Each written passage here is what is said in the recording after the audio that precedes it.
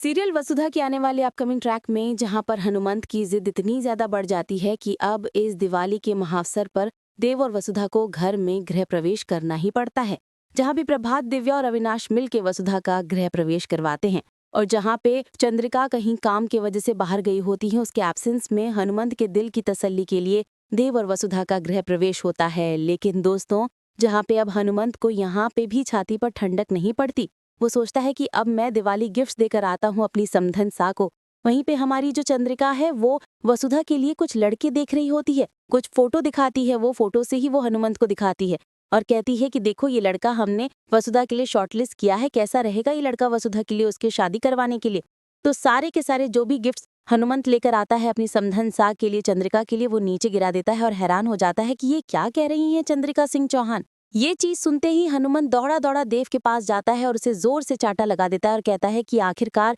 ये मैं क्या सुन रहा हूँ चंद्रिका के मुंह से। जैसे ही देव बताता है कि काकू साहब, मैंने एक बहुत बड़ी गलती करी है, मासा को इस शादी के बारे में अभी नहीं पता है, लेकिन आप मुझे कुछ समय दीजिए, मासा को मैं बहुत जल्द ही इस बारे में बताऊंगा। लेकिन ये चीज बिल्कुल नहीं सुनने को और समझने को राजी होता है हनुमंत और एक जोर से चाटा लगा के अपनी वसुधा को वापस ले जाता है देव से दूर और कहता है कि वसुधा चलो मेरे साथ, इस झूठे और मक्कार देव के साथ रहने की कोई जरूरत नहीं है। लेकिन दोस्तों, वसुधा अब अपने सुहाग को छोड़ के कहीं नहीं जाएगी। वो अपने पिता को मना कर देती है कि वो अब अपने सुहाग, अपने देव सा को छोड़ के कहीं नहीं जाएगी। लेकिन हनुमंत उसे ब्लैकमेल करता है कि अगर वो उसके साथ वापस नहीं गई तो वो चंद्रिका को सारा सच बता देगा और ये होने के बाद क्या होगा, देवी हुकुम का हाल वो तो जानती ही है। इसी डर के मारे, इसी ब्लैकमेल की वजह से अब वसुधा हनुमान के साथ चली तो जाती है, लेकिन क्या होगा आगे देखना दिलचस्प होगा, इसलिए देखते रहिए वसुधा। वीडियो पसंद आए तो एक लाइक बन